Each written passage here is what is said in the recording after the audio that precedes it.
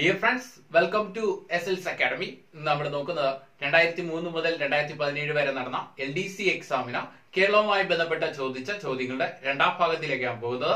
ആദ്യമായിട്ടാണ് എന്റെ വീഡിയോ കാണുന്നതെങ്കിൽ ചാനൽ സബ്സ്ക്രൈബ് ചെയ്യുക, അടുത്ത് കാണുന്ന ബെൽ ഐക്കൺ ക്ലിക്ക് ചെയ്യുക. നമുക്ക് ക്ലാസ്സിലേക്ക് പോവാം. ആദ്യത്തെ ക്വസ്റ്റ്യൻ ഇങ്ങനെയാണ്: സൈലന്റ് വാലി ഏത് ജില്ലയിലാണ് സ്ഥിതി എന്ന് ചോദിച്ചാൽ പാലക്കാട് ജില്ലയിലാണ് സൈലന്റ് വാലി. അടുത്ത കേരളത്തിന്റെ ഔദ്യോഗിക പുഷ്പം എന്ന് ചോദിച്ചാൽ ഏതാണ്? കണിക്കൊന്ന. അടുത്ത കേരളത്തിലെ ഏറ്റവും നീളം കുറഞ്ഞ ദേശീയപാത 966B. അടുത്ത കേരളത്തിലെ ഏറ്റവും കുറഞ്ഞ ജനസംഖ്യയുള്ള ജില്ല എന്ന് വെച്ചാൽ വയനാട്. അപ്പൊ ഏറ്റവും കൂടുതൽ ജനസംഖ്യയുള്ളത് എവിടെയാണ്? മലപ്പുറം. അടുത്ത 1963 തിരുവനന്തപുരത്ത് ഗുരു ഗോപിനാഥ് ആരംഭിച്ച കലാകേന്ദ്രം ഇതിന്റെ പേരെന്താന്ന് വെച്ചാൽ വിശ്വകലാകേന്ദ്രം. അടുത്ത കേരളത്തിലെ ചെഷയർ ഹോം സ്ഥിതി ചെയ്യുന്നത് ഏത് ജില്ലയെന്ന് ചോദിച്ചാൽ തിരുവനന്തപുരം. അടുത്ത കേരളത്തിലെ ആദ്യ സമ്പൂർണ്ണ സാക്ഷരത നേടിയ ജില്ല എന്ന് ചോദിച്ചാൽ എറണാകുളം. അടുത്ത കേരളത്തിലെ ആദ്യത്തെ സാഹിത്യ മാസിക വിദ്യാവിലാസിനി. അടുത്ത പോയിന്റ്: പമ്പാ നദിയുടെ പതനസ്ഥാനം എവിടെയെന്ന് ചോദിച്ചാൽ വേമ്പനാട്ട് കായൽ. അടുത്ത കേരളത്തിലുള്ള ഫോറസ്റ്റ് റിസർച്ച് ഇൻസ്റ്റിറ്റ്യൂട്ട് എവിടെയെന്ന് ചോദിച്ചാൽ പീച്ചി. ഒന്നുകൂടെ നോക്കാം. സൈലന്റ് വാലി ഏത് ജില്ലയിൽ എന്ന് ചോദിച്ചാൽ പാലക്കാട് ജില്ല. കേരളത്തിന്റെ ഔദ്യോഗിക പുഷ്പം കണിക്കൊന്ന.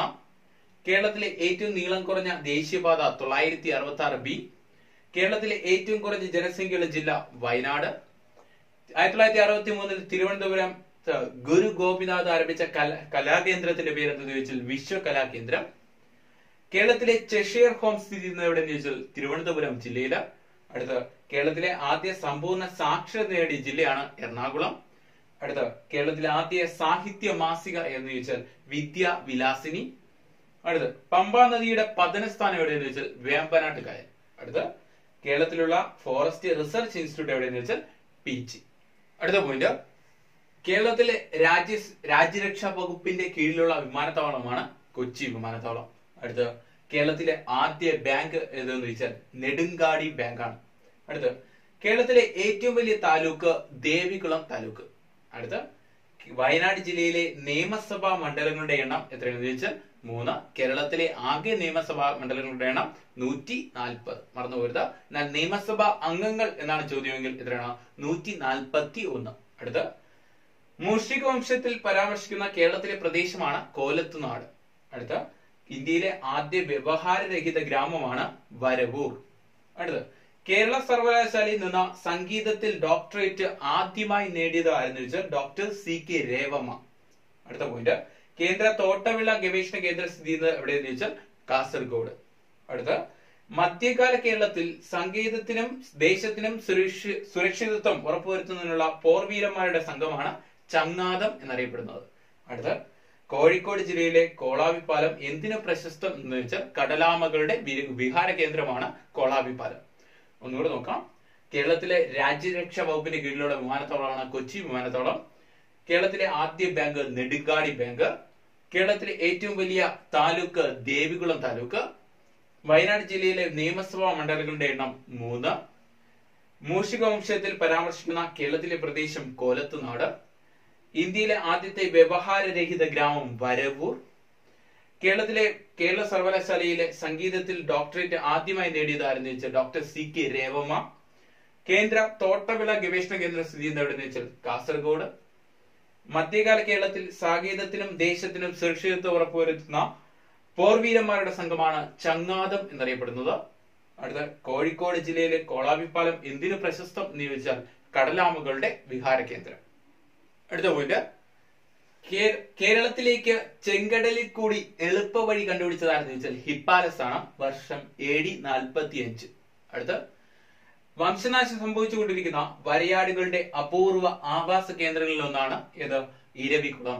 അടുത്ത പുരാതന കേരളത്തിലെ രത്ന വ്യാപാരികളുടെ സംഘം ഏത് പേരിൽ അറിയപ്പെടുന്നു എന്ന് ചോദിച്ചാൽ മണിഗ്രാമം.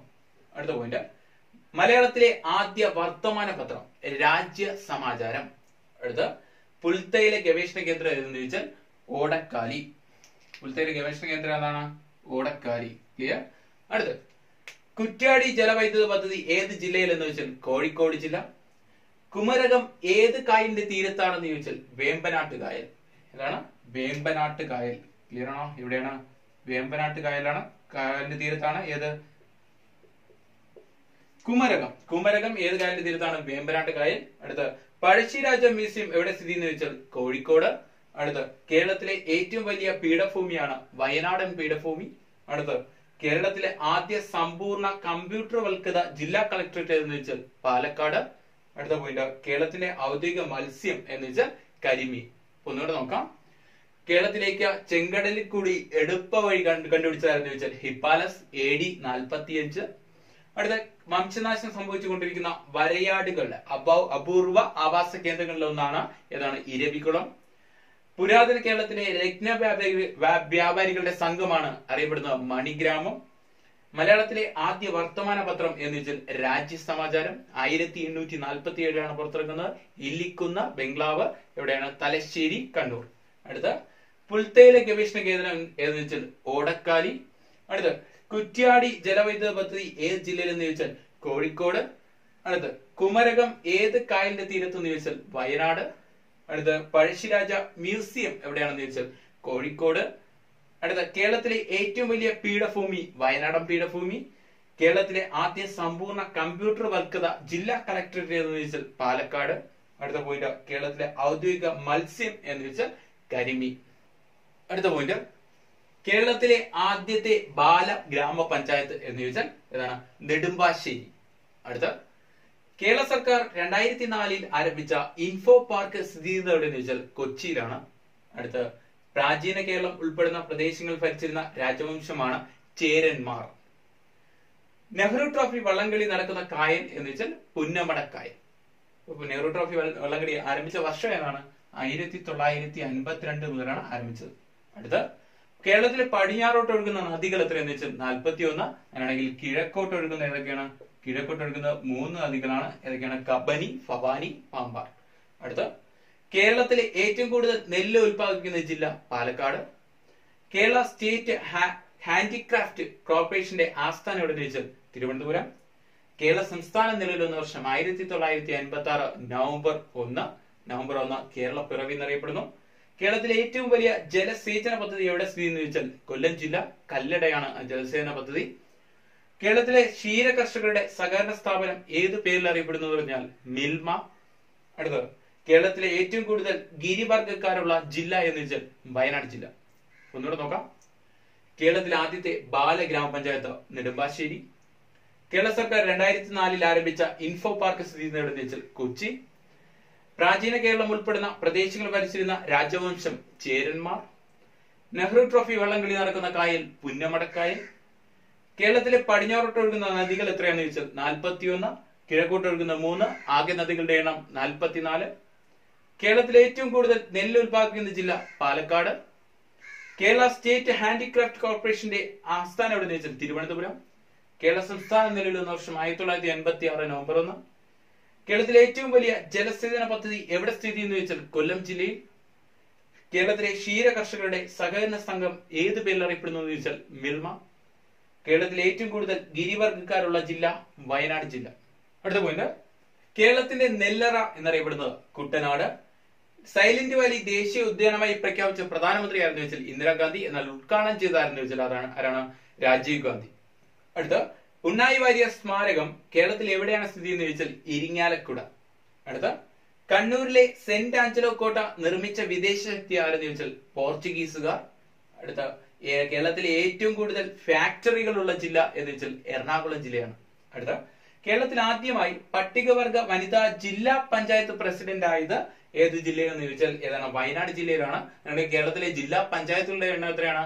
കേരളത്തിലെ 14 ജില്ലകളെ 14 ജില്ലാ പഞ്ചായത്തുകൾ. അടുത്ത കേരളത്തിൽ ആദ്യമായി വോട്ടിംഗ് യന്ത്രം ഉപയോഗിച്ച് തെരഞ്ഞെടുപ്പ് നടന്ന സ്ഥലം എവിടെയാണ്? നോർത്ത് പറവൂർ, വടക്കൻ പറവൂർ. അടുത്ത് ആലപ്പുഴ നഗരം പണിയെഴുപ്പിച്ചത് ആരെന്ന് വെച്ചാൽ രാജ കേശവദാസ്.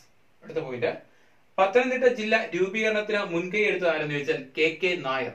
അടുത്ത ഹരിപ്പ പക്ഷി സങ്കേതം ഏത് ജില്ലയിൽ എന്ന് ചോദിച്ചാൽ തിരുവനന്തപുരം ജില്ല.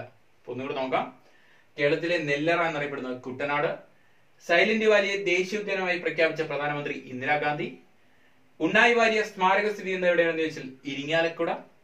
കണ്ണൂരിലെ സെന്റ് ആഞ്ചലോ കോട്ട നിർമ്മിച്ച വിദേശ ശക്തി എന്ന് ചോദിച്ചാൽ പോർച്ചുഗീസുകാര്. കേരളത്തിലെ ഏറ്റവും കൂടുതൽ ഫാക്ടറികളുള്ള ജില്ല എറണാകുളം.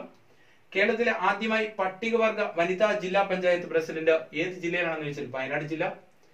കേരളത്തിൽ ആദ്യമായി വോട്ടിംഗ് യന്ത്രം ഉപയോഗിച്ച് തെരഞ്ഞെടുപ്പ് നടന്ന സ്ഥലം വടക്കൻ പറവൂർ അഥവാ നോർത്ത് പറവൂർ. ആലപ്പുഴ നഗരം പണിയെടുപ്പിച്ചതാരെന്ന് ചോദിച്ചാൽ രാജ കേശവദാസ്.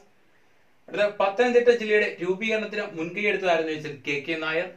അടുത്ത അരിപ്പ പക്ഷി സംഗീതം ഏത് ജില്ലയിൽ എന്ന് ചോദിച്ചാൽ തിരുവനന്തപുരം ജില്ല. നിങ്ങൾ വീഡിയോ ഇഷ്ടപ്പെടുകയാണെങ്കിൽ ലൈക്ക് ചെയ്യുക, കമന്റ് ചെയ്യുക, ഷെയർ ചെയ്യുക. അടുത്ത പാർട്ടില് അടുത്തൊരു ടോപ്പിക്കിൽ വീണ്ടും കാണാം. Thank you.